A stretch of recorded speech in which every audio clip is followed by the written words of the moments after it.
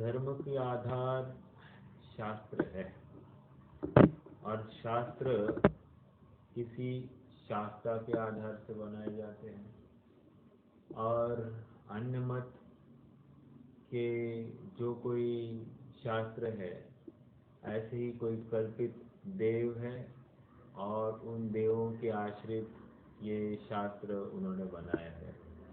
जब देव ही कल्पित है तो अपने आप में उनके शास्त्र भी कल्पित सिद्ध होते हैं। नाना तर्क और युक्तियों के माध्यम से यहाँ पर अनेक मतों का खंडन पंडित साहब ने किया, उनकी मान्यताओं का और उनका खंडन। अब प्रकरण जो चल रहा है, अन्य मत के ग्रंथों में जैन मत के या जिनेंद्र भगवान संबंधी जो कोई उच्चारण आया है उसकी बात यहाँ पर चल रही है। ये इसलिए महत्वपूर्ण है क्योंकि वे भी जैन मत को एक मत से स्वीकार करते हैं, और इससे जैन धर्म की समीचीनता तो सिद्ध होती है। समीचीनता मतलब सत्यार्थता और प्राचीनता भी घटित होती है, क्योंकि उनसे पहले जैन धर्म होना चाहिए, तब जाकर तो वे जैन मत के बारे में बोलेंगे। समझ में आ रहा है? निष्कर्ष इतना ही हो रहा है कि अन्य मत में भी जैन मत को एक मत से स्वीकारा गया है। हमने कल अनेक शास्त्रों के आधार से पंडित साहब ने जो जिनेंद्र भगवान को याद किया गया है वो समझा, और आज थोड़ा सा आगे बढ़ना है, यजुर्वेद की बात करनी है। यजुर्वेद पृष्ठ क्रमांक 142 का बॉटम, ठीक है। आज ये प्रकरण पूर्ण हो जाएगा मोटा मोटा, और थोड़ा बहुत अपन श्वेतांबर मत का विचार उसको भी प्रारंभ शायद कर सकते हैं, देखते हैं। तथा यजुर्वेद में ऐसा कहा है, ओम नमो अर्हतो ऋषभाय। तो वे अरहंत भगवान को भी स्वीकार कर रहे, और अरहंत भगवान में भी जो अरहंत हुए ऐसे ऋषभ देव भगवान को भी स्वीकार कर रहे हैं। यजुर्वेद की बात आ गई। तथा ऐसा कहा है, अब वहीं पर और आगे बोल रहे हैं, ओम ऋषभ पवित्रम पुरुहुतम ध्वग्यम यज्ञेषु नग्नं परमं माह संस्तुतम वरम शत्रुम जयंतम पशुरिद्र महतिरिति स्वाहा। वहां पर दो बातें आ गई, एक तो ऋषभ पवित्रम, एक दूसरा नग्नम, दो, और शत्रुम जयंतुम, मतलब इनका नाम उच्चारण से शत्रु के ऊपर जय हो जाए, ऐसी वहां पर कल्पना की। फिर आगे, ओम त्रातार मिद्रम ऋषभम वदंती अमृतार मिद्रम हवे सुगतम सुपार्श्व मिद्रम हवे शक्रमर्जितम तद्वर्ध मान पुरुहुत मिंद्रम माहरिति स्वाहा। यहाँ पर किसको याद किया? सुपार्श्व मिंद्र, अर्थात सुपार्श्व नाथ को याद किया। दूसरे तीर्थंकर को भी, मतलब दो तीर्थंकर हो गए। आगे, ओम नग्नम सुधीरम दिग्वासम ब्रह्मगर्भ सनातनम उपैमी वीरम। वीरम मतलब महावीर भगवान। पुरुष मर्हंत मादित्यवर्ण तमस परस्तात् स्वाहा। देखो, ये स्वाहा तो उनकी एक शैली है, वो अग्नि या होम के रूप में वे हर चीज को अर्पित करने की बात करते हैं। ओम स्वस्ति न इंद्रो वृद्धश्रवा स्वस्ति न पूषा विश्ववेदाः स्वस्ति न स्ताक्षर्यो अरिष्टनेमि। अरिष्टनेमि आ गया, ये चौथे। स्वस्ति नो बृहस्पतिर्ददातु दीर्घायुस्त्वा युवलायुर्वा शुभाजातायु। ओम रक्ष रक्ष अरिष्टनेमि स्वाहा। वामदेव शांत्यर्थ मनुविधीयते सोस्माकं अरिष्टनेमि स्वाहा। ये यजुर्वेद में अध्याय 25 पृष्ठ क्रमांक 91 पर ये बात आई है। निष्कर्ष इतना ही है कि यहाँ पर अपने अरहंत भगवंतों को याद किया है और उनके याद करके कोई न कोई मांग की है, शत्रुजय या फिर रोग नाश आदि आदि बात यहाँ पर उन्होंने रखी है, या दीर्घ आयु की प्राप्ति हो आदि कहकर इन्होंने तीर्थंकरों को याद किया है। तो यहाँ जैन तीर्थंकरों के जो नाम है उनके पूजन आदि कहे हैं, तथा यहाँ यह भाषित हुआ कि इनके पीछे वेद रचना हुई है, मतलब तीर्थंकरों को ही ख्याल में रखकर उन्होंने वेदों की रचना की है।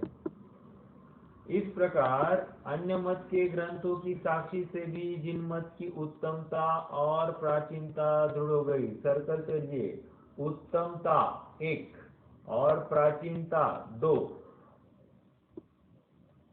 तथा जिन मत को देखने से वे मत कल्पित ही भाषित होते हैं, इसलिए जो अपने हित का इच्छुक हो वह पक्षपात छोड़कर सच्चे जैन धर्म को अंगीकार करो।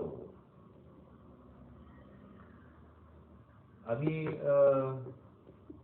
मेरे पास एक मेरे मौसी का लड़का आया था और उसने मुझे कभी एक लिंक भेजी थी, किसी श्वेतांबर महाराज के ध्यान संबंधी कोई लिंक थी। तो उसने पूछा क्या तुमने वो लिंक पढ़ी? मैंने कहा मैंने नहीं सुनी। तो उसने कहा सुनो ना। मैंने कहा देखो, सुनने में कोई विरोध नहीं है, लेकिन सुनकर कोई उपलब्धि नहीं है मुझे। दूसरी बात, नहीं उन्होंने भी ध्यान का स्वरूप, मैंने कहा ध्यान का स्वरूप बताया होगा, लेकिन अपने पास जब असली माल है, मैं नकली माल को क्यों देखूं? नहीं वो बहुत अच्छा। मैंने कहा देखो, जिनका प्रथम पक्ष में ही जिनको स्वरूप का निर्णय नहीं हुआ है, कौन सा पक्ष ग्रहण करना ये भी निश्चित नहीं हुआ है, भले ही वे आत्मा की बात करे तो भी उस बात में यथार्थता भाषित नहीं होगी। क्यों? क्योंकि मूल में भूल है, तो हम आगे बढ़ेंगे ही नहीं। कोई आता है डॉक्टर के पास और कहे डॉक्टर साहब पेट में बहुत दर्द है, तो पेट में मेरा जल्दी ऑपरेशन कराओ। अरे पेट में दर्द है तो तुम्हारा पेट साफ हुआ नहीं है, इसलिए पेट में दर्द है, या कोई कृमि है अंदर, तो उसके लिए पेट का ऑपरेशन करने की जरूरत नहीं है, पेट खोलने की जरूरत नहीं, मूल में ही भूल, डायग्नोसिस ही गलत हो गई है। तो वही बात यहाँ पर है कि यथार्थ बात स्वीकार करें तो बाकी हर जगह पर हमको माथा टेकना नहीं पड़ेगा और यहाँ वहाँ मुंह ताकना नहीं पड़ेगा। और इतना बढ़िया माल अपने पास में अवेलेबल है, तो अन्य मत की सभी बातें अपने पास है ही, क्योंकि उन्होंने अपने से ही माल उठाया है। अब उनकी बातें सुनकर क्या उनकी महिमा हम कैसे गा सकते हैं? ठीक है, चलिए। तथा अन्य मतों में पूर्वापर विरोध भाषित होता है। अब फिर से वो रिपीटेशन आ रहा है। कल भी हमने देखा कि पूर्वापर विरोध है, पेज नंबर 112 पर भी उसका लिंक देखा, अब यहाँ पर भी है। देखो पढ़ते हैं। तथा अन्य मतों में पूर्वापर विरोध भाषित होता है। पहले अवतारों में वेद का उद्धार किया, 24 अवतार माने थे, और 24 अवतारों में क्या किया? वेद का उद्धार किया। वेद से ही सब कार्य होता है, मोक्ष की प्राप्ति होती है। वहां यज्ञाधिक में हिंसाधिक का पोषण किया, ठीक है, यज्ञ कराने के लिए लगाया लोगों को, यज्ञ करो, यज्ञ के बिना मुक्ति नहीं, ठीक है। और फिर उनका ही एक अवतार हुआ बुद्ध अवतार। बुद्ध अवतार में यज्ञ का निंदा कर दी। मतलब पहले के जो अवतार थे वहां पर यज्ञ करने के लिए प्रेरित किया, अगले अवतारों में यज्ञ का निंदा कर दी। मतलब उनके ही अवतारों में यह तकलीफ है। बुद्ध अवतार में यज्ञ के निंदक होकर हिंसाधिक का निषेध किया। ऋषभ अवतार में वितराग संयम का मार्ग दिखाया, और कृष्ण अवतार में परस्त्री रमन विषय कषाय आदि का मार्ग दिखाया। ऋषभ अवतार में संयम धारण करने वाला बताया, और कृष्ण अवतार में वहां पर विषय कषाय का पोषण करता हुआ दिखाई दिया। अब यह संसारिक किसका कहे, किसका कहा करे, किसके अनुसार प्रवर्ते। अंडरलाइन द वर्ड, किसके अनुसार प्रवर्ते। तो इन सब अवतारों को एक बतलाते हैं, परम ब्रह्म है ऐसा भी बतलाते हैं, परंतु एक भी कदाचित किसी प्रकार कहते हैं वह प्रवर्तते हैं। तो इसे उनके कहने की व प्रवर्तने की प्रतीति कैसे आए? एक थोड़ी भी सिमिलैरिटी नहीं है। एक बोल रहा है, दूसरा बोल रहा है। अभी जस्ट मैंने आया, मैंने मान लीजिए लड़के को कह दिया बेटा चलो पढ़ाई करो, थोड़ी देर में उसकी मम्मी आई, ए बेटा इधर आओ चलो भोजन करो, अब भी क्या अभी इसी वक्त करो। तीसरे में उसकी दादी आकर कहे ए बेटा ये करो, अब वो बेटा पागल हो जाएगा, वो बोलेगा तीन जन तीन बातें कर रहे, मैं किसकी सुनूं। वैसे ही यहाँ पर बात कह रहे, अवतार कह रहे हैं 24, और हर अवतार अपनी अपनी धुन लगा रहा है। तो कह रहे अब हम माने तो किसको माने, और किसको पूजा करे, और किसकी श्रद्धा हमको पूर्ण हो। तो कह रहे हैं कि यहाँ पर सब एक ही बात है, तो ये स्वीकार नहीं हो रही है। देखो आप पेज नंबर 112 पर फिर से आ जाइए, 112 पर।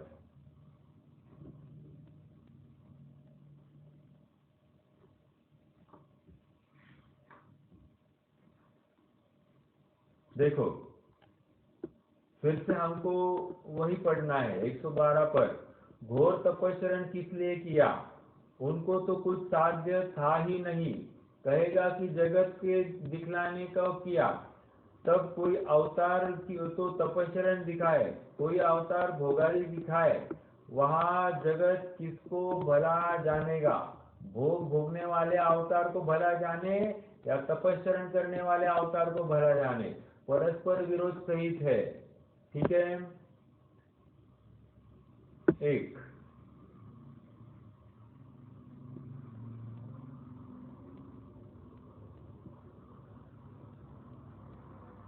और एक पेज नंबर 303 303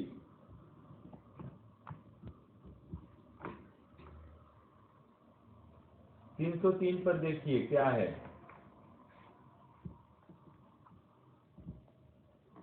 देखो एकदम नीचे लास्ट पैराग्राफ में देखो, तथा लास्ट पैराग्राफ 303 पर, तथा अन्य मत में सर्वज्ञाधिक यथार्थ ज्ञानियों के रचे हुए ग्रंथ बतलाते हैं।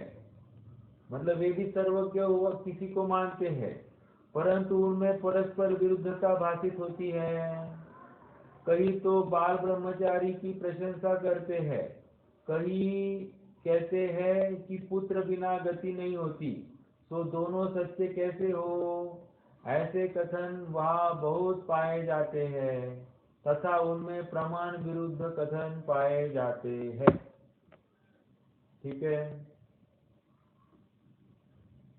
और देखो बराबर बीच में सेकेंड पैराग्राफ के लास्ट 3 लाइन, और अन्य मतों में ईश्वर को साक्षीभूत वितराग भी कहते हैं तथा उसी के द्वारा किए गए काम क्रोधादि भाव निरूपित करते हैं।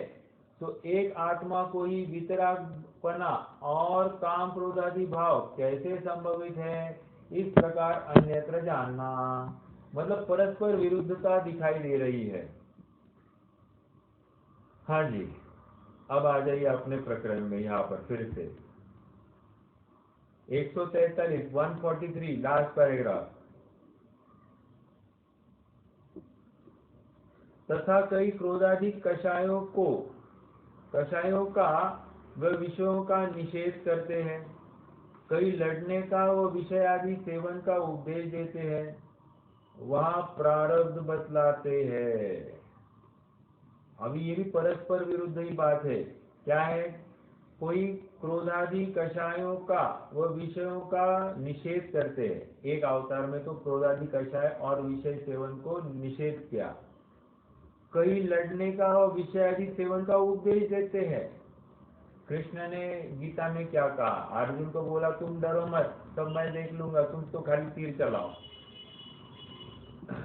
विषय आदि सेवन का उपदेश देते हैं, वहां प्रारब्ध बतलाते। ऐसी होना रे 18 दिन बाद का उन्होंने अवस्था दिखा दी। देखो 18 दिन बाद क्या होने वाला है, सब ढेर दिखा दिया उसको, पहले ही चित्र बता दिया। तो बिना क्रोधादि हुए अपने आप लड़ना आदि कार्य हो तो यह भी माने, परंतु वह तो होते नहीं है। तथा लड़ना आदि कार्य करने पर भी क्रोधादि हुए न माने, तो अलग क्रोधादि कौन है जिनका निषेध किया? अगर कोई लड़ेगा तो क्रोधादि कषाय होंगे ही होंगे। तो कह रहे हैं कि अपने आप में जब क्रोधादि कषाय हुए हैं तो उनको तो पहले ही आप खंडन कराए हैं, तो फिर ये अलग कोई क्रोधादि है क्या? या ऐसा प्रश्न कर रहे हैं। इसलिए ऐसा नहीं बनता। पूर्वापार विरोध है। अगेन अंडरलाइन, पूर्वापार विरोध है। गीता में वितरागता बतलाकर लड़ने का उपदेश दिया तो यह प्रत्यक्ष विरोध भाषित होता है। विरोध को फिर से गोला लगाइए। तथा ऋषिश्वर आदि को द्वारा श्राप दिया बतलाते हैं, तो ऐसा क्रोध करने पर निंदपना कैसे नहीं हुआ इत्यादि जानना। उनके ऋषि ने किसी को शाप दिया तो शाप को लेकर बहुत तकलीफ हो गई उसको, लेकिन ऋषि होने पर भी श्राप देता है, अपने आप में कषाय से युक्त दिखाई देता है। ठीक है, आइए पेज नंबर 144 पर 144।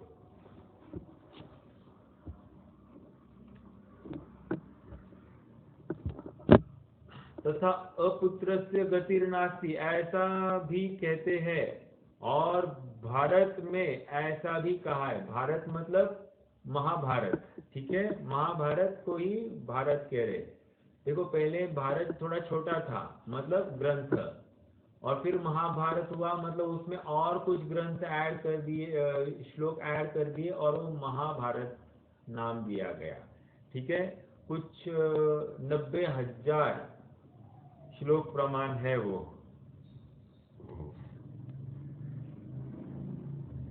क्या है? अनेकानि सहस्राणि कुमार ब्रह्मचारिणां दिवं गतानि राजेंद्र अकृत्वा कुल संततिम्। अनेकानि सहस्राणि कुमार ब्रह्मचारिणां दिवं गतानि। दिवं गतानि मतलब देवगति की प्राप्ति हो गई। राजेंद्र अकृत्वा कुल संततिम, उनके माध्यम से कुल संतति हुई नहीं, और इसलिए उनको क्या हुआ? देवगति की प्राप्ति हो गई। सेकेंड लाइन का अर्थ हो गया। अब आगे यहाँ कुमार ब्रह्मचारियों को स्वर्ग गए बतलाया, तो यह परस्पर विरुद्ध है। ठीक है, मतलब ब्रह्मचार्य को भी वे गुड़ कहते हैं, और पुत्र उत्पत्ति नहीं करे तो भी, मतलब पुत्र उत्पत्ति करे तो उसको भी गुड़ कह रहे, मतलब एक पापाचरण में भी वे मोक्ष की प्राप्ति मान रहे हैं और एक ब्रह्मचर्य से मोक्ष की प्राप्ति मान रहे हैं। ऐसी डबल डबल बातें इनकी दिखाई दे रही है। तथा ऋषिश्वर भारत में ऐसा कहा है। अब ये छंद बहुत मार्मिक है। ये देखो, अन्य मतों में रात्रि भोजन का निषेध किया गया है, तो आप समझ सकते हैं कि जब वहां पर रात्रि भोजन का निषेध है तो आपने यहाँ पर तो हुआ ही हुआ, तो हमारे यहाँ कहने की बात नहीं रही। देखो क्या कह रहे हैं, मद्यमांसाशनम रात्रो भोजन कंद भक्षणम ये कुर्वन्ति वृथास्तेषां तीर्थयात्रां जपस्तपः। ये कुर्वन्ति वृथास्तेषां, ये जो करते हैं उनकी वृथा है। क्या? तीर्थ यात्रा और जप और तप। जप तप और तीर्थ यात्रा करना कोई कार्यकारी नहीं जो रात्रि में भोजन करता है। मध्य मांसाशनम रात्रो भोजन कंद भक्षणम। मध्य मांस अशन रात्रि भोजन और कंद भक्षण मतलब जमीकंद आदि जितने भी वनस्पति है जिसके आधार से निगोदिया जीव पाए जाते हैं, ये सब लगाना। कंद कहकर मात्र कंद ही नहीं लेना, सब बातें लगा लेना। अब दूसरा, वृथा एकादशी प्रोक्ता वृथा जागरणम हरे वृथा च पौष्करी यात्रा कृष्णम चंद्रायणम वृथा। वृथा मतलब यूजलेस। क्या वृथा है? एकादशी प्रोक्ता मतलब व्रत। एकादशी का व्रत वृथा है एक। दूसरा, वृथा जागरणम हरे, जागरण करना भी वृथा है। उनके यहाँ पर जागरण बहुत नॉर्मल बात है, मतलब शादी वादी हो गई, कुछ हो गया तो जागरण गोंधड़ करते हैं वो लोग। तो एक्चुअली आपको पता है ये जागरण की परंपरा अपनी है। अब अपने यहाँ पर कोई जागरण नहीं करता, लेकिन अपने यहाँ से ये ली गई है। आप एक 50, 60, 70 साल पहले अगर आप देखते हैं तो जो पर्व के दिन होते थे उन दिनों में एक तो उपवास रखा जाता था और दूसरा जागरण किया जाता था। मतलब अल्प निद्रा, एकदम रात्रि के अंतिम प्रहर में सोया जाता था, नहीं तो ये जागरण ही किया करते थे। विशेष ध्यान आराधना, धर्म आराधना, तत्व चिंतन आदि सब चलता था। तो ये जागरण ये एक्चुअली अपने यहाँ से लिया गया उनका ये है। लेकिन ठीक है, अब जो है हमारे यहाँ तो वो परंपरा लुप्त हो गई और उन्होंने जिस अपेक्षा से उस परंपरा को ग्रहण किया है उसमें भी चाय कॉफी खान पान और फिर जागरण करना, ऐसी बात है। अपने यहाँ पर जागरण मतलब आहार के त्याग पूर्वक जागरण की बात थी। ठीक है। दूसरी बात, एकादशी व्रत वृथा हो गया। जागरण से भगवान का नाम हरे मतलब वहां पर महेश का नाम या फिर शिव का नाम लेने की जो बात है वो भी वृथा हो गई। दो हो गए। वृथा च पौष्करी यात्रा, एक पुष्करी यात्रा होती है तो वो भी वृथा हो गई। कृष्णम चंद्रायणम वृथा, और शरीर को कृश किया जाता है चंद्र के आयन के काल में, अर्थात उपवास धारण करने की बात होगी, तो कह रहे हैं वो भी वृथा हो जाएगी। इसको अत्यंत लाभकारी और पुण्य उपार्जन का कार्य माना जाता है। तो वो कह रहे हैं कि ये सब वृथा है। किसको? जिसके रात्रि भोजन चलता है या जिसके मध्य मांस आसन चलते हैं या जिसका कंद भक्षण होता है। ठीक है, 2 छंद हो गए। तीसरा छंद, चातुर्मासे तु संप्राप्ते रात्रि भोजन करोति यः तस्य शुद्धिर्न विद्येत चांद्रायण शतेरपि।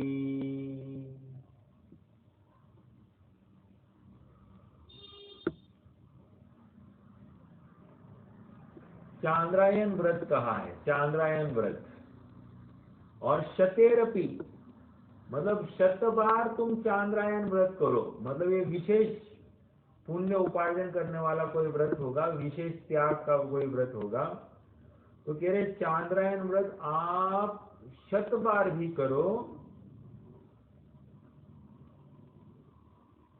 उससे शुद्धि की प्राप्ति नहीं होती है। ठीक है, देखो ये कुछ छंद आए हैं। मैं और कुछ अपने यहाँ से अभी थोड़ा सा बताऊंगा। रतनलाल जी कटारिया एक विद्वान हुए और उन्होंने रात्रि भोजन त्याग संबंधी एक लेख लिखा है और वो लेख अत्यंत पठनीय है। और उन्होंने अन्य मतांतरों के भी बहुत सारे आधार इकट्ठे किए हैं, लगभग 25-30 आधार इकट्ठे किए और वहां पर ये सिद्ध करने की कोशिश की है कि रात्रि भोजन की निंदा या रात्रि भोजन को बुरा सभी मतांतरों ने एक मत से किया है। ठीक है, देखो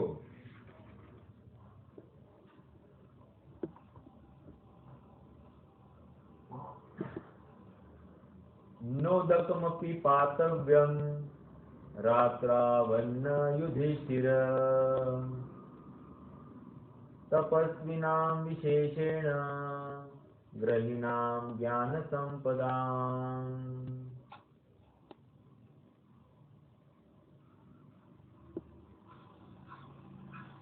क्या कह रहे हैं? ज्ञानियों को तो कह रहे नोदकमपि पातव्यम, न उदकम अपि पातव्यम। कह रहे हैं कि उदक मतलब पानी, तो कह रहे उदक का पीना भी रात्रि में निषिद्ध है, तो अन्न की क्या बात करें। ओके, ये पहली बात आ गई।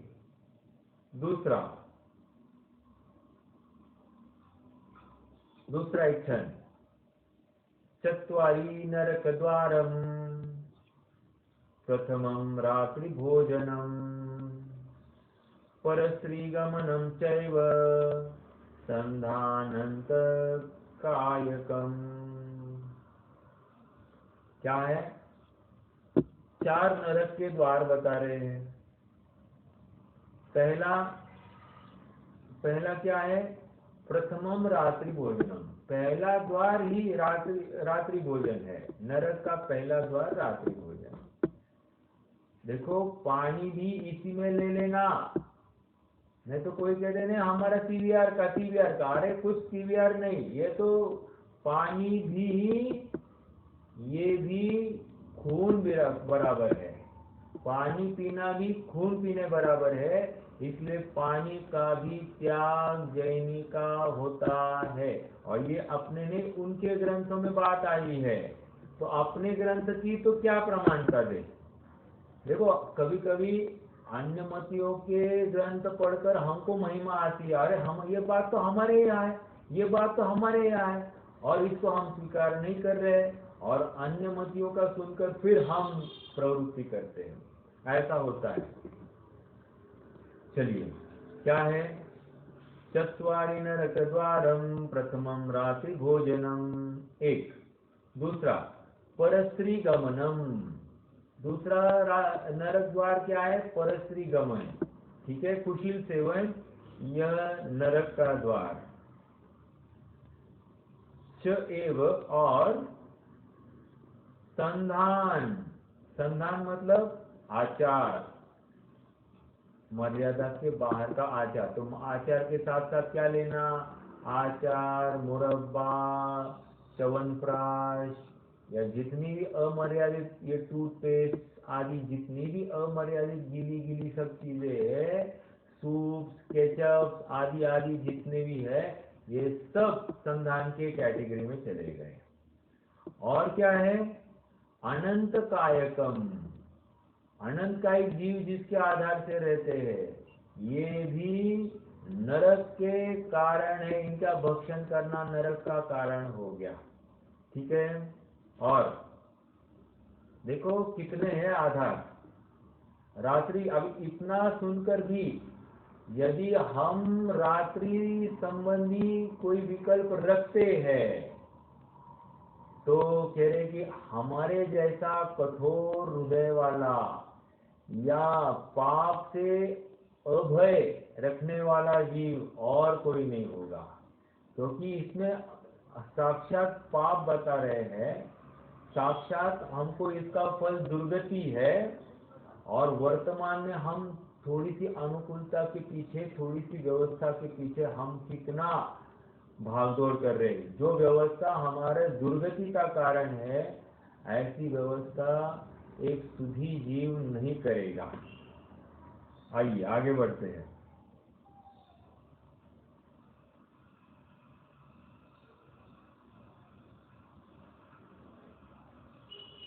देखो, अम्बोध पटलच्छन्ने नाशरान्ति रवि मंडले असंगते तु भुंजानाम अहो भानु सुसेवक। क्या कह रहे हैं? अम्बोध पटलच्छन्ने नाश कांति रवि मंडले। कह रहे कि ग्रहण लगता है कभी सूर्य को, तो तुम लोग सूतक पातक मनाते हो। तो जब ग्रहण लगने पर तुम खाते पीते नहीं हो, यहाँ तक कि दान आदि करते हो, और फिर नहाते हो, नहाकर फिर से सब कार्य में प्रवृत्ति करते हो। तो इतना तुम तुच्छ मानते हो ग्रहण को, और ग्रहण दिन में होता है और उस समय अंधेरा फैल जाता है। जब उस समय में तुम इतनी सब सावधानी बरतते हो, तो जब सूर्य का अस्त होता है, उस समय तुम कैसे खान पान रूपी कार्यों में प्रवृत्ति कर सकते हो? समझ में आया? मतलब तुम्हारे भगवान को का अस्त हो गया तो कितना बड़ा पातक हो गया। समझ में आया? तो ये ऐसा एक छंद आया है।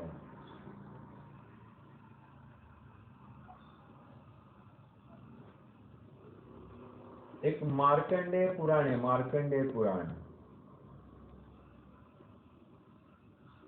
वहां पर क्या कह रहे हैं?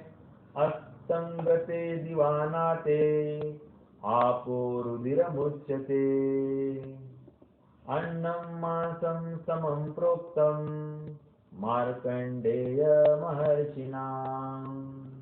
मार्कंडेय महर्षि ने मार्कंडेय पुराण लिखा है। वो क्या कह रहे हैं? असंगतम दिवानाते, अस्त हो गया, दिवानात मतलब सूर्य का अस्त हो गया।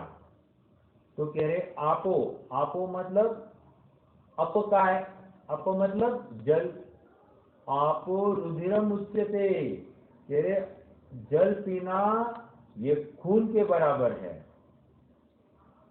आगे अन्नम मांसम समम प्रोक्तम, और अन्न खाना ये मांस के समान है।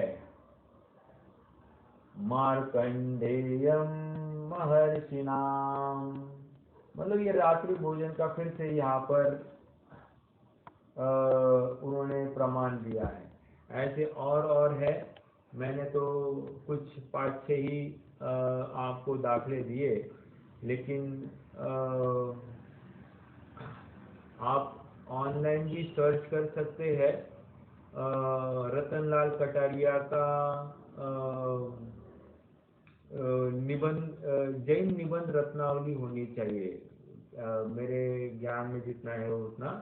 और उसमें रतनलाल जी कटारिया उसके लेखक है। उसमें पहला एक लेख है कि रात्रि भोजन त्याग क्यों, उसके ऊपर वो बात है। और बहुत सारी उसमें तर्क दिए हैं, अनेक अनेक मत मतांतरों के भी आधार उन्होंने वहां पर दिए हैं। ठीक है, चलिए आगे बढ़ना है। पृष्ठ क्रमांक 144 पर आ जाइए नीचे। इसमें मध्य मांसादिक का व रात्रि भोजन व चौमासे में विशेष रूप से रात्रि भोजन का व कंद फल भक्षण का निषेध किया है, तथा बड़े पुरुषों को मध्य मांसादि का सेवन करना कहते हैं। व्रतादि में रात्रि भोजन व कंदादि भक्षण स्थापित करते हैं, इस प्रकार विरुद्ध निरूपण करते हैं। मतलब बड़े पुरुष मतलब जो उनके द्वारा पूज्य है, ऐसे पुरुषों द्वारा भी वे मध्य मांस का सेवन किया हुआ बताते हैं और फिर उनको छोड़ने की भी बात करते हैं। तो फिर से ये परस्पर विरुद्ध निरूपण किया गया दिखाई दे रहा है। इसी प्रकार अनेक पूर्वापर विरोध वचन अन्य मत के शास्त्रों में है। सो क्या किया जाए? क्या किया जाए मतलब, अरे यथार्थ निर्णय किया जाए, उनका आश्रय करना या उनके माध्यम से धर्म की कल्पना या सुखी होने की कल्पना या मोक्ष होने की कल्पना एकदम निराधार है। अभी जस्ट मेरा भाई आया था तो वो बता रहा था कि उनके यहाँ पर किसी मेंढक का भी उत्थान हो गया मानते हैं।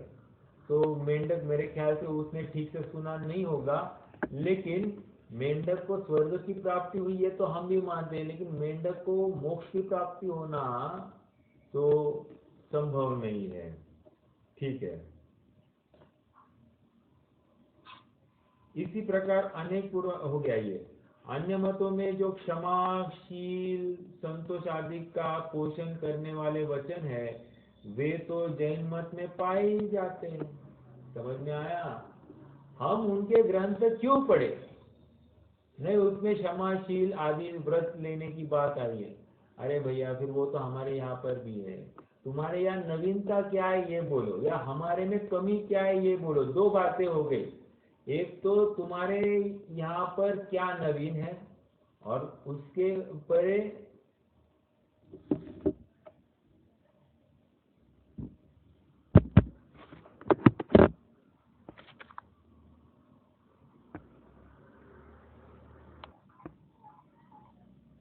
हाँ, तो क्या कह रहे थे, उनके यहाँ पर क्या नवीन है ये बताइए, और हमारे यहाँ पर क्या कमी है ये बताइए। तो उसके ऊपर हम विचार करें कि उनके ग्रंथ पढ़ने हैं या नहीं पढ़ने, या उनका अवलंबन लेना या नहीं लेना है। अन्य मतों में जो क्षमाशील संतोष आदि का पोषण करने वाले वचन है, वे तो जैन मत में पाए जाते हैं, और विपरीत वचन है वे उनके कल्पित है। विपरीत वचन तो हमारे यहाँ के नहीं है, और जो सच्चे वचन है वो हमसे ही लिए है। ओके, देखो कोई लड़के ने एग्जाम में कॉपी की है, तो जो आंसर्स करेक्ट आए हैं वो तो आगे वाले के कॉपी किए हैं, और जो आंसर्स गलत आए हैं अपनी कल्पना से तुक्का मार के गया है। ठीक है, उसको लगता है कि हाँ, इसको देखकर, अच्छी राइटिंग देखकर मुझे मार्क्स मिल जाएंगे। ओके, तो ये बात नहीं है।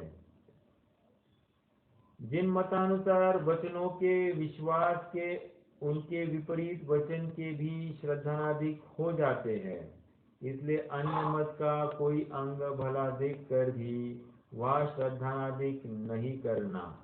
जिस प्रकार विष मिश्रित भोजन हितकारी नहीं है, उसी प्रकार जानना। ये विष मिश्रित भोजन का उदाहरण इसमें दूसरी बार दिया है पंडित साहब ने, पहले भी दिया था, यहाँ पर फिर से समझना। तथा यदि कोई उत्तम धर्म का अंग जिन मत में न पाया जाए और अन्य मत में पाया जाए, एक क्या उत्तम धर्म का अंग जिन मत में नहीं है और अन्य धर्म में है, तो सच कहूं उस धर्म को जिन मत कहा जाएगा। समझ में आ रहा है? क्योंकि जिन मत मतलब क्या, जो वस्तु के अनुसार निरूपण करने वाला मत, तो जिन मत। अथवा किसी निषिद्ध धर्म का अंग जिन मत में पाया जाए और अन्यत्र न पाया जाए, तो अन्य मत का आदर करो, परंतु ऐसा सर्वथा होता ही नहीं है। This is important point. कह रहे ठीक है, अन्य मत में अगर सेम अपनी ही बात आई है तो उसका आदर करो, लेकिन कह रहे बट ये संभव नहीं है। ठीक है, संभव नहीं है, क्योंकि सर्वज्ञ के ज्ञान में कुछ छिपा नहीं है। इसलिए अन्य मतों के श्रद्धानादि छोड़कर जिन मत के दृढ़ श्रद्धानादि करना, अन्य मत का श्रद्धान छोड़ना और जैन मत का श्रद्धान करना।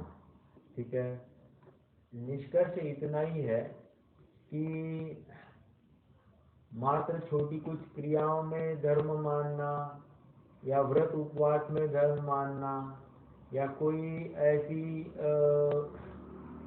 खा पीकर उपवास की कल्पना आदि करना, ये सब अन्य मतों की बातें हैं। अपने यहाँ पर ये बात बिल्कुल नहीं बैठती है। देखो जैसे अन्य मत में उपवास के दिन क्या करते, खिचड़ी खाते हैं, आलू खाते हैं, बहुत दबा कर खाते, उल्टा डबल खा लेते हैं और उपवास है कहकर सबसे तारीफ करवाते हैं। लेकिन ऐसे उपवास आदि व्रत को अपने यहाँ पर कोई स्थान नहीं है। ठीक है, एकादशियान दुप्पट खासी ऐसी बात है, मतलब जिस दिन उपवास होगा उस दिन डबल खाते हैं, ऐसा दिखाई देता है।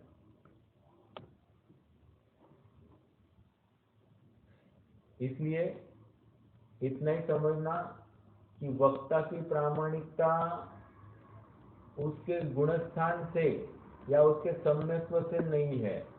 वक्ता की प्रामाणिकता उसके जिन अनुसारी वचनों के माध्यम से है।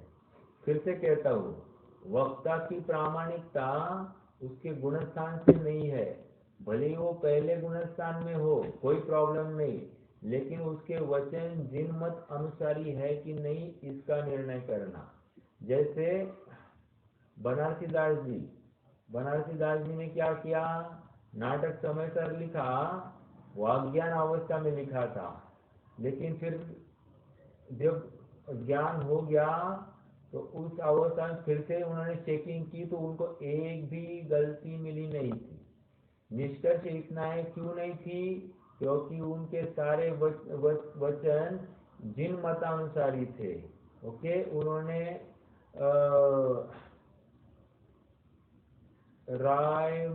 क्या है वो, राजमल जी पांडे राजमल जी को उन्होंने अनुकरण किया था। ठीक है, देखो अगर वो बात देखनी है ना, पेज नंबर 349 पर आ जाइए। नहीं, 355 पर देखिए। यह वचनिका जो कि त्यो सुमति प्रमाण केवली वचनानुसारी है। मतलब क्या, मेरी बुद्धि प्रमाण ओके, और दूसरा केवली के वचन अनुसारी है। मेरी कल्पना से मैंने कुछ नहीं कहा है, केवली ने जैसा वस्तु स्वरूप बताया वैसे ही वस्तु स्वरूप मैंने यहाँ पर निरूपण किया है। इसलिए केवली वचनानुसारी कह रहे हैं। जो इसे सुनेगा, समझेगा, श्रद्धेगा, उसे कल्याणकारी है भाग्य प्रमाण, और बाकी सब भाग्य प्रमाण है। देखो रहस्यपूर्ण चिट्ठी के भी अंत में उन्होंने यही बात लिखी है। देखो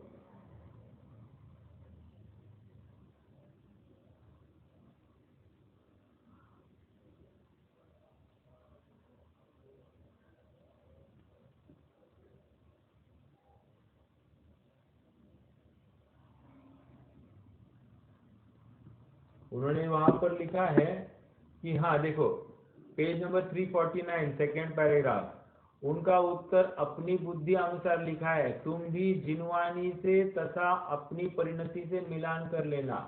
अंडरलाइन द वर्ड जिनवानी से। जिनवानी से मिलान करना, मात्र मैंने कहा इसलिए ब्लाइंडली फॉलो मत करना, तुम भी अनेक अनेक शास्त्रों का आधार देखना और वैसे ही अपने में प्रमाण करना। कहने की बात इतनी है कि वचन जिन मत अनुसारी कह रहे हैं तो कोई भी कहे कोई तकलीफ नहीं है, लेकिन जिन मत के विरुद्ध है तो फिर कितने भी बड़ा से बड़ा वक्ता हो, उस वचन के लिए कोई वैल्यू नहीं है। ठीक है, वो तो फिर कचरे के डिब्बे में जाने वाला है। हाँ जी, अब थोड़ी सी अपन श्वेतांबर मत का विचार, ये प्रकरण को अपन थोड़ा चालू करते हैं। देखो क्या कह रहे हैं श्वेतांबर मत विचार। पॉइंट टू बी नोटेड कि इसको ये कौन सा अध्याय है? अन्य मत का निरूपण करने वाला अध्याय, और उसमें ये श्वेतांबर मत का विचार ले रहे हैं। समझने योग्य बात इतनी है कि अन्य मतों में ही ऐसा ऊपरी रूप से ऐसा दिखाई देता है कि श्वेतांबर मत को अन्य मतों के साथ में कंपेयर कर दिया है या उनके कैटेगरी में डाल दिया है। ठीक है, ऊपरी तो ऐसे लग रहा है, लेकिन थोड़ा सा आप गहराई से पढ़ोगे तो थोड़ी सी बात में विपरीतता भी दिखाई देगी। उनके चित्त में इनको अन्य मत में नहीं डालना था, उनको अलग कैटेगरी ही उनके चित्त में थी। देखो ये स्टार्टिंग ही देखो, तथा काल दोष से कषाय जीवों द्वारा जिन मत में भी, अंडरलाइन द वर्ड, जिन मत में भी कल्पित रचना की है। अब ये 250-300 साल पहले हुए, उस समय में श्वेतांबर मत जो जीव थे अत्यंत भद्र परिणामी और मंद कषाई थे, और उनके भी कैसे विपरीतपना है। तो यहाँ पर कह रहे हैं, क्या कह रहे हैं? काल दोष से कषाई जीवों द्वारा जिन मत में कल्पित रचना की है, मतलब जितनी भी बातें हैं सब कल्पित है, ये यहाँ पर कह रहे हैं। अब इसका समापन देखिए, समापन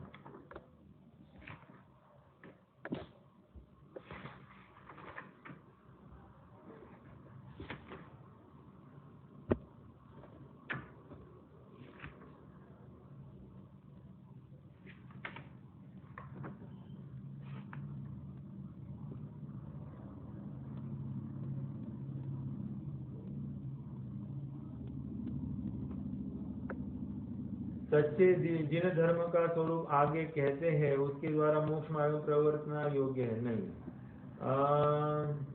वहां पर फिर से जिन धर्म की ही बात आई है।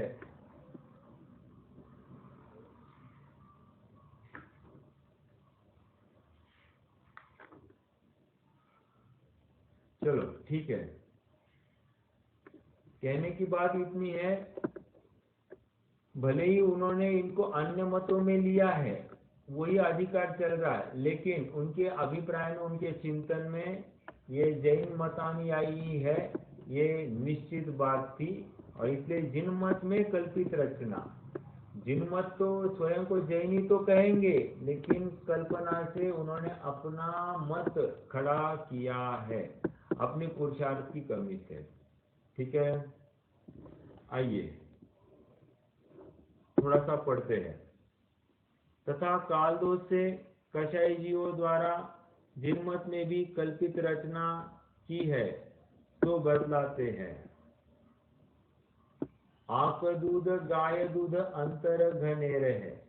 वहां पर भी जो बात आई उस क्षण में वही कह रहे हैं कि सच्चा धर्म और लोगों द्वारा स्वीकृत धर्म दोनों में, मतलब लौकिक धर्म, दोनों की परिभाषाएं अलग अलग होगी। ठीक है,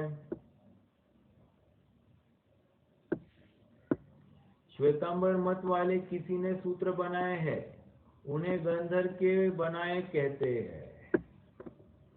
आप क्या कह रहे हैं कि किसी ने लिख दिए सूत्र, आचारांग, स्वेदांग आदि आदि सूत्र कृतांग मतलब, तो कह रहे हैं ये जो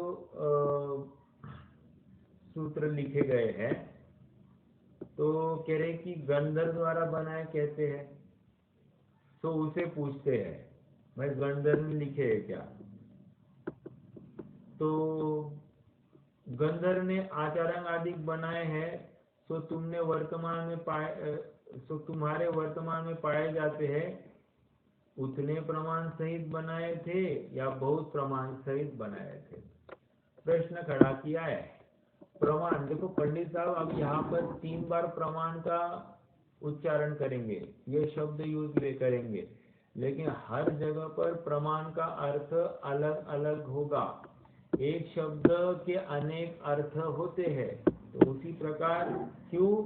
क्योंकि शब्द है लिमिटेड और अर्थ है अनलिमिटेड, इसलिए यहाँ पर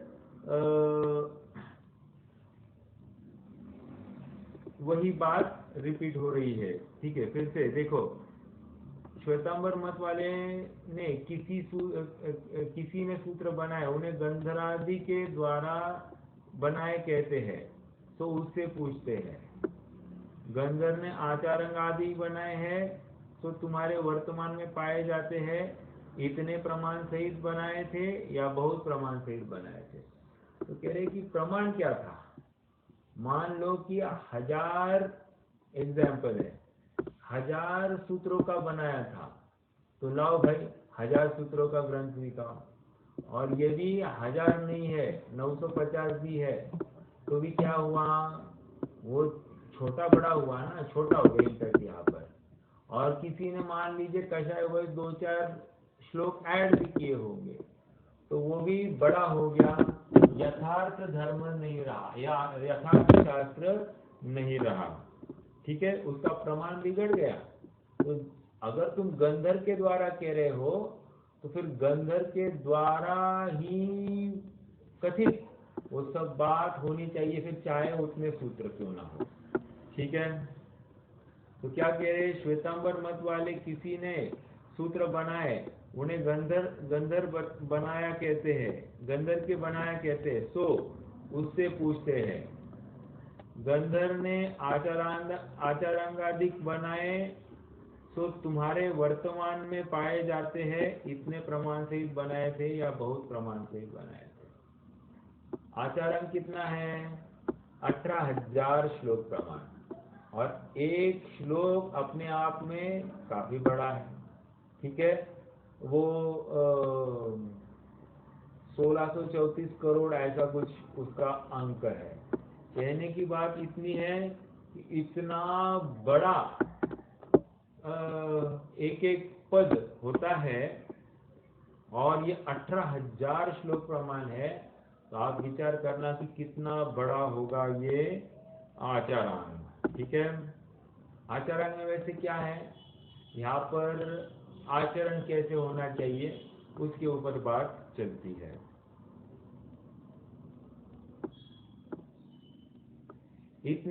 यदि इतने प्रमाण सहित ही बनाए, तो तुम्हारे शास्त्र में आचारांगादि के पदों का प्रमाण 18,000 आदि कहा है, सो उसकी विधि बतला दी। कह रहे कि तुम्हारे ग्रंथ में ये सब मिल रहे, कितने? 18,000 श्लोक प्रमाण। जब तुम ही कह रहे हो 18,000 श्लोक प्रमाण, तो फिर 18,000 श्लोक दिखाओ तुम्हारे आचार। अभी भी उनके पास में आचारांग आदि ग्रंथ अवेलेबल है, लेकिन कह रहे कि इसमें क्या है, इसमें सब प्रिसाइज हो गया है। प्रिसाइज मतलब क्या? थोड़े थोड़े चंद ऐसे ग्रंथ गाथाएं ली है और वो उसमें डाल दी है। तो क्या कह रहे हैं कि ये पूरा नहीं है ना, तो इसको हम आचारांगादिक कैसे कहेंगे? इसको तो हम आचारांगादिक नहीं कह सकते, क्योंकि वो पूर्ण नहीं है। फिर पंडित साहब पूछ रहे हैं कि ठीक है, तुमने ये जो ग्रंथ बनाया है उसमें कुछ कमी की है क्या, ज्यादा किया है? यदि कमी की है तो तुमने यथार्थ बात निरूपित नहीं की, तुम्हारा कोई ना कोई राग द्वेष का पोषण दिखाई दे रहा है। और यदि वो एक्स्ट्रा है तो भी तकलीफ है, क्योंकि तुमने मनगढ़ंत अपनी कल्पना की घुसाड़ दी उसमें, तो इसका मतलब वहां पर भी तकलीफ है। ठीक है। सो तुम्हारे वर्तमान में पाए जाते इतने प्रमाण सहित बनाए थे या बहुत प्रमाण सहित बनाए थे? यदि इतने प्रमाण सहित ही बनाए थे तो तुम्हारे शास्त्र में आचारांग आदि के पदों का प्रमाण 18,000 आदि कहा, सो उनकी विधि मिला दो। कह रहे 18,000 है, ये हमको दिखाओ। 18,000 पद या श्लोक जो है वो हमको दिखाओ आचारांग। तो नहीं दिखा पाएंगे। समझ में आया? एक एक पद ही इतना बड़ा है तो 18,000 पद कितने बड़े होंगे। समझ में आया? ठीक है। तो एक पहला प्रमाण हो गया ये आचारांग जो आज वर्तमान में अवेलेबल है, और जो गंधर्व द्वारा कथित आचारांग की पदों की संख्या कितना अंतर है इसका ज्ञान हुआ। ठीक है। अब कल जो है, कल फिर से प्रमाण लेकर ही खड़े होंगे, लेकिन उस समय प्रमाण का अर्थ अलग किया जाएगा। ठीक है। और अगले दिन फिर से प्रमाण लेकर खड़े होंगे, लेकिन उस दिन प्रमाण का अर्थ फिर से कुछ चेंज होता हुआ दिखाई देगा। ठीक है। अर्थ तो कितने करेक्ट होंगे, लेकिन अपेक्षा अपनी अपनी सब न्यायी होगी।